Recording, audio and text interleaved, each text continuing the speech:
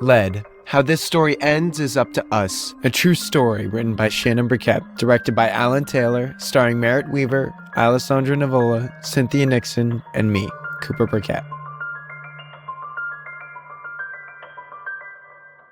Shannon, what do you mean he spits up? He spits up a little bit when he leans over or jumps around, or should he not still be doing this? No. His system should have matured by now. He should be able to keep his stomach contents in his stomach. I had noticed that when Cooper would lean over, he would spit up about 2 tablespoons worth of stomach contents. He was my second, so I thought it was unusual, but I didn't think too much of it. But at 16 months, Cooper contracted a stomach flu. After several days, his symptoms were not going away, and he couldn't eat. He would cry in pain all the time. After 8 days of this, he lost so much weight, he felt like a little baby bird in my arms. The pediatrician diagnosed him with gastritis and gastrointestinal reflux disease. The doctor prescribed him this medication, a proton pump inhibitor that inhibits gastric acid secretions, but since he was so little, he had to have it in a liquid form. There was only one pharmacy in the city that could make up the compound, Cherry's Pharmacy. By the time I got home from the doctor's and called Cherry's Pharmacy... We're closing in 10 minutes. Oh! Is there any way? My son, he is in so much pain. I hear him in the background. Yes. I'll make it up for you. Oh, thank you. I can't thank you enough. I'll call someone to stay with the kids, or can a friend come pick it up? No. I will be there. I just have to get someone to stay with him. You're not going anywhere. You're going to stay with that baby. I'll get one of my people to bring it down to you. I don't know how to thank you. Just get that dose in him. I will. I promise. Another angel. Out of nowhere, wings wet, unfolding only to curl around and cradle my son. It is so easy to lose faith in humanity, so easy to write humans off as self-serving, selfish, but then someone lifts you up in your desperate hour. Who sends these angels? Where do they come from? Baby, you just shot that film. We don't know the extent of Cooper's disabilities. He's barely a toddler. What if he never speaks again? And what if he does? I need to understand what's happening to him. By getting a nursing degree? Most people would read an article. Not Shannon.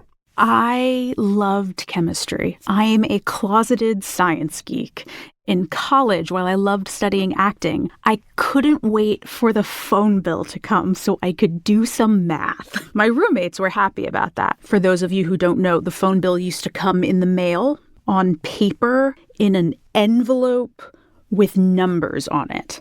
Lead, Pb, number 82 on the periodic table. Lead is a post-transition metal. Lead is very malleable, ductile, and dense. Superman can't see through lead. Lead is a very poor conductor of electricity. Its resistance to corrosion led the ancient Romans to construct their water pipes out of lead. There is a theory that lead poisoning was the cause of the fall of the Roman Empire. Once a week, life was contained in a 6-hour class. I got to learn about atoms and compounds, and life made sense. I could take an unbalanced equation and balance it. When I go to that place in my mind where numbers and atoms live, I see a gorgeous, moving image of compounds colliding.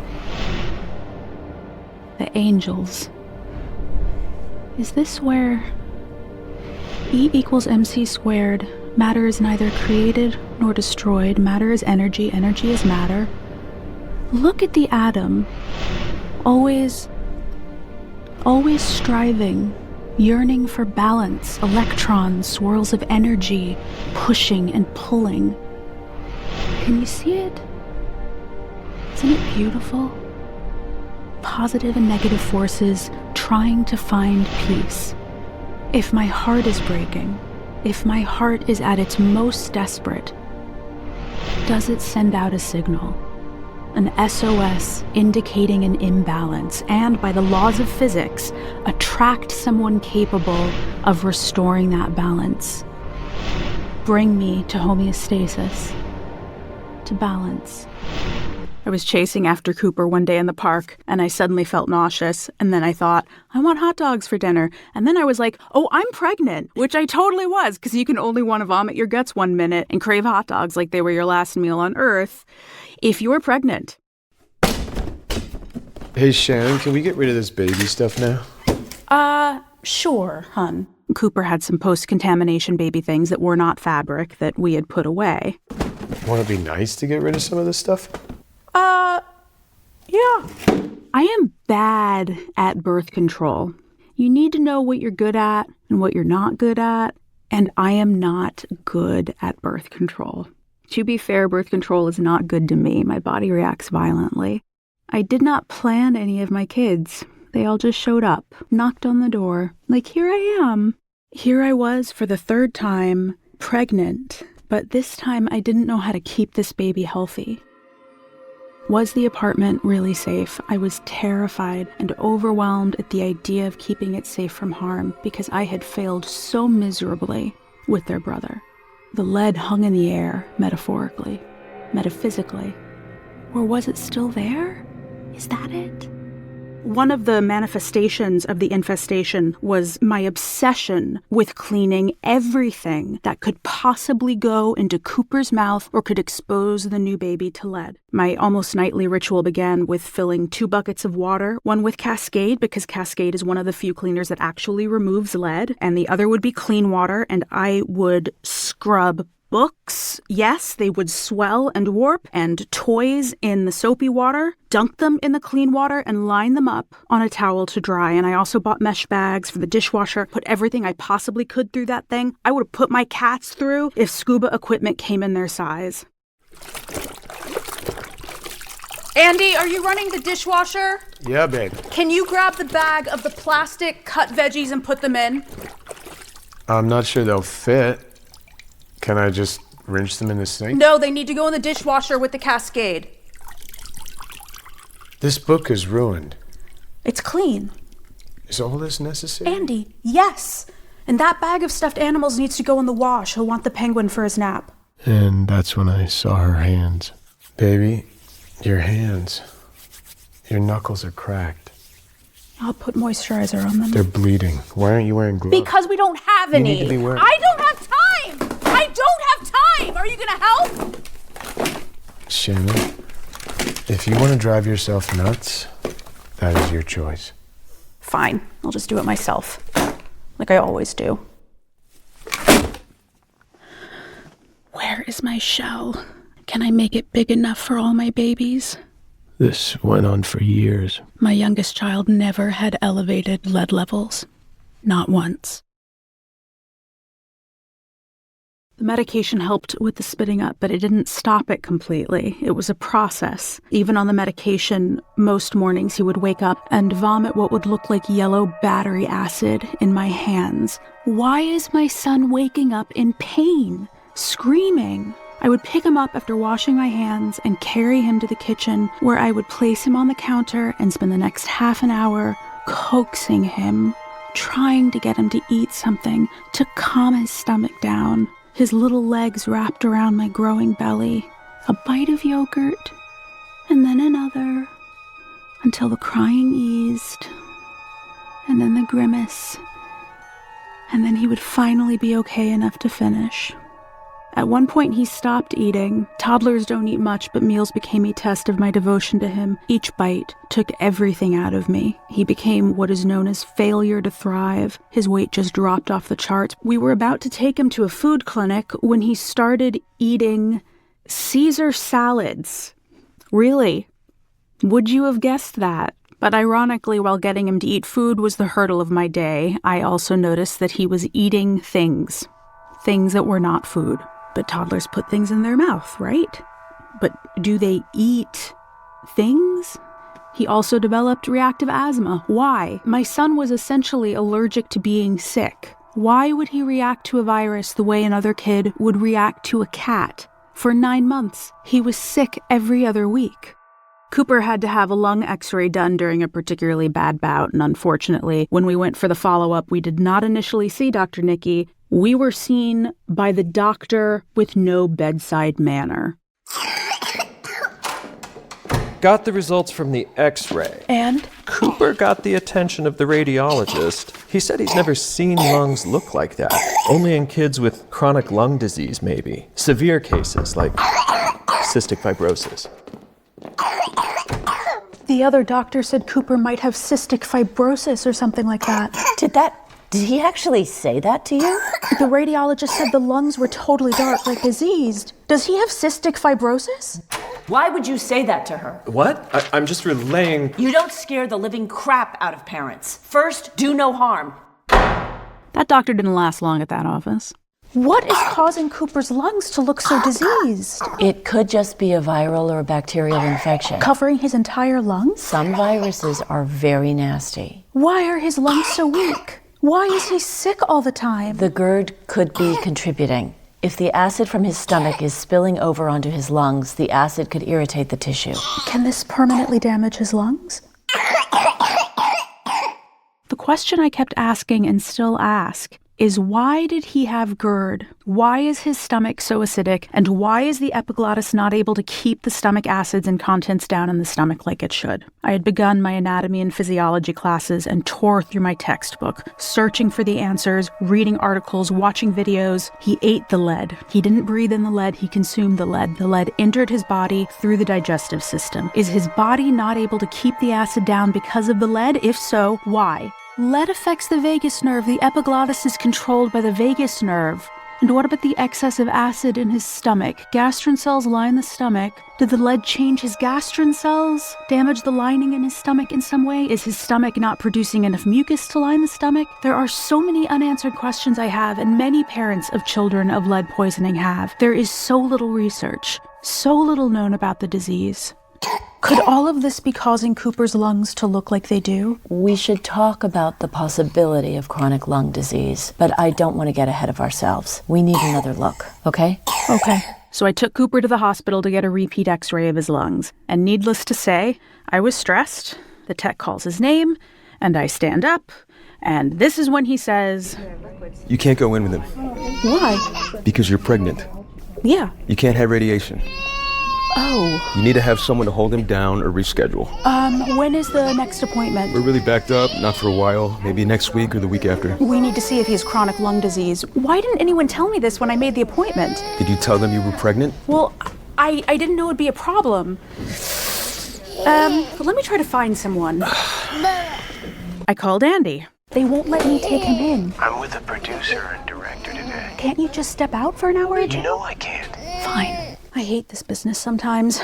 I was desperate and called my friend, Jenny Maguire. You all have already met her. She was the voice of the heroine Jane from the EPA. Come here, Jenny. We were sisters in the play Cave Dweller At New York Theater Workshop. And she came to the hospital and held my child down. It was intense. I didn't have a kid at that point. So he could get his x-ray. Remember when Cooper and I came out of radiology? Cooper was so not having it. He walked like 10 feet around you. Giving me the stink eye the whole time. I had to hold him down, like, hold that kid down. He was so mad at me. Oh, welcome to parenthood.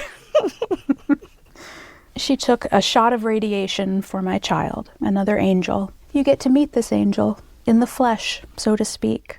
I will be forever grateful to her. His lungs are clear. They're clear? Clear. So what does that mean? That he had a really nasty virus. No cystic fibrosis, no chronic lung disease. Nope. So what do I do now? You have the nebulizer and steroids at home? Yes. If he ever gets bad and you need to go to the hospital, try to make it to NYU. If you can't make it, go to the closest hospital, okay? Okay. There's something else I need to discuss with you. Sure. On the x-ray, it looks like his heart might be backwards. Just add it to the list. Turns out, the x-ray was just read backwards. But some people are born with their heart backwards. Our youngest child was born in May. Cooper's health seemed to stabilize over the summer, so Andy was all ready To get a vasectomy. Yay! Our pregnancy problem was about to be taken care of. I'm definitely a child hoarder. I love children. I could have had 10, but I knew we had hit our limit. The night of Andy's vasectomy, he was recuperating on the couch, and I heard Cooper in distress in his room. It was fall, and he had started to get sick again. And even before I entered his room, I could hear his struggle for breath. I turned on the light, and his mouth and the surrounding area was blue, and terror filled his eyes. I grabbed him in one arm and the baby in the other, and I ran to Andy on the couch. Oh, he was hurting. And I thrust the baby in his arms so I could nebulize Cooper. He could barely breathe at all. I have to take him to the hospital now. But what about the baby and my balls? You're just gonna have to deal. I grabbed the first cab. Take me to NYU Hospital. I had called Dr. Vicky and left a message with her answering service. She called back while I was in the cab. I got some, but his mouth, the surrounding area is blue. Can you make it to NYU? I hope so. He can't breathe. Inspiratory or expiratory? He can't get any air in, and he can't get any air out. How close are you? Close. There are several kinds of breath sounds that can indicate where the restriction is, upper respiratory or lower. Usually the patient can't get any air in or they can't get any air out. Cooper could barely do either. To this day, even after working in a hospital myself, I have never heard anyone struggle to breathe the way Cooper did that night. We arrived at the ER and stayed until he could breathe. He was so jacked up on steroids, by the time we left, I thought he was going to jump out of my arms. His reactive airway asthma was a constant threat while he was young, but after the lead levels went down, his attacks became very infrequent. There would be years in between episodes, but when the dragon came back, it would come back with a vengeance. His oxygen levels would drop frighteningly low when his lungs were constricting, always keeping Dr. Nikki on her toes and me in a constant state of alert. Cooper finally qualified for services when he was 18 months old. He had been slipping further and further behind developmentally. When the coordinator under Early Intervention, the program that provides services for children under 3 years old, looked at his case and file, she said to me, "This child should have received services the moment he showed deficits from the lead. Between you and me, they really botched this. But I didn't say that. We're going to start him with speech therapy, but ask for more services if he needs them, okay?" His behavior. I haven't spoken yet about his behavior because it is hard to talk about. He became aggressive. He was like this wild animal, wordless and violent. His temper tantrums were not normal. The frequency. He would scream and throw his body and hit and kick and bite and wrench his body like he was trying to break free of it. And around the time he turned 2, he would leave the apartment, escape.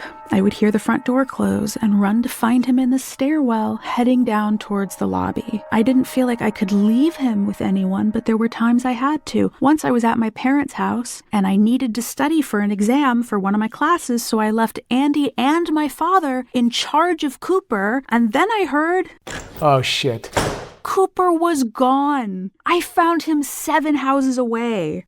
When we would go on vacation, Andy would have to lock himself in a separate room with Cooper at night, put a piece of furniture up against the door to keep Cooper from escaping. I put a crib tent on his bed at home. We had one for Alice to keep the cat out because she liked to stand on Alice's chest in the middle of the night, but now I had to use a crib tent to keep my son in. He figured out how to unzip the tent from the inside, so then I safety pinned the zipper. He figured out how to unpin the safety pin, and then I tied a string from the zipper down to the bottom of the crib. He couldn't figure that one out, so he just bust through the zipper. So we had to lock him in his room. I would wake up in the middle of the night and run to his room, make sure he hadn't escaped to the streets of New York City. When Cooper was reevaluated, the social worker came to our home instead of helping me when I said he was escaping the apartment and we had to lock him in his room. This unhelpful social worker said, "Just so you know, they can take him away from you for that." The social worker said what? That they can take him away from us for locking him in his room. It's a fire hazard. But you're doing that for his own safety. This is just outrageous. What are you supposed to do? Let him wander the streets at all hours of the day and night? Look right here. I am writing in his chart that as a physician, I am telling you to lock him in his room for his own safety. If anyone ever says anything like that to you again, you have them call me. I would like to have a word with them. I know I haven't named her as one yet, but Dr. Nikki, Jerry, her office manager, her tech, Alyssa, who made drawing blood a game for Cooper, they were angels. Who gets a kid to laugh when there's a needle in their arm? One time, I was looking at the charts climbing up the wall behind Jerry and noticed a thick chart, the thickest one of all. And I asked if that was Cooper's chart. And Jerry looked at me with her kind eyes and a compassionate smile and said, "Yeah, Dr. Nikki had a small private practice. You actually got a human when you called. I am so grateful because I called many times, desperate to speak with a human. And years later, when Dr. Nikki had to close her practice because it was too expensive to run and she didn't want to sell it to a hospital, I cried, grateful that we had her when we did, sad for all the families who will fall through the cracks at the big conglomerate practices. Medicine shouldn't be like this, a business." Right around this time, the exact calendar day is blurry, but the shift, the moment is sharply etched in my mind. The realization, the acceptance that what was happening was not normal. Cooper was toddling around when I heard, and I look to see my toddler peeling and eating the sheetrock off the wall.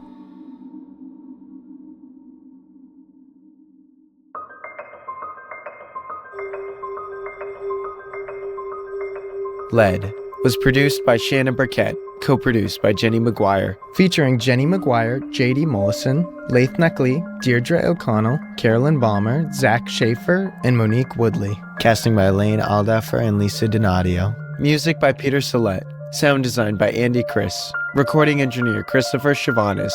For corresponding visuals and more information on how to protect children from lead exposure, please go to endleadpoisoning.org.